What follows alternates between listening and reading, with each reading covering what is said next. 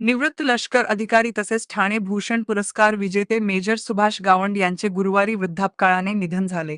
ते 87 वर्षांचे होते. त्यांच्या निधनाने ठाणे शहरासह सैन्यप्रेमी, विद्यार्थी आणि सामाजिक क्षेत्रात हळहळ व्यक्त होत आहे. भारतीय सैन्यातील 8 महार रेजिमेंटमध्ये त्यांनी उल्लेखनीय सेवा बजावत देशसेवेला वाहिलेले आयुष्य जगले. मेजर गावंड यांनी तब्बल 22 वर्षे भारतीय सैन्यात कार्य केल्यानंतर 1983 मध्ये निवृत्ती घेतली. मात्र निवृत्तीनंतरही त्यांनी समाजकार्यात स्वतःला झोकून दिले. तरुणांमध्ये देशभक्ती, शिस्त आणि सैनिकी मूल्ये रुजवण्यासाठी त्यांनी विशेष प्रयत्न केले. ठाण्यातील द्रोणाचार्य स्पोर्ट्स अकादमी आणि जिज्ञासा संडे मिलिटरी स्कूलच्या माध्यमातून त्यांनी हजारो युवक-युवतींना सैनिकी प्रशिक्षण दिले.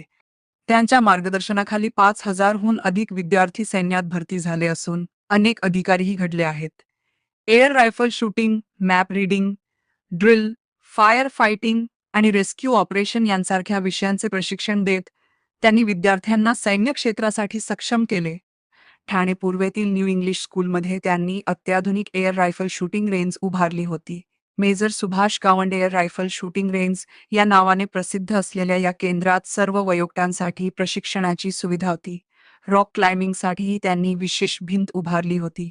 मेजर गावंड यांनी आपल्या सैनिकी अनुभवांवर आधारित लष्कराच्या भाकऱ्या 14 तसेच इंग्रजीतील मेजर मेमरीज ही पुस्तके लिहिली.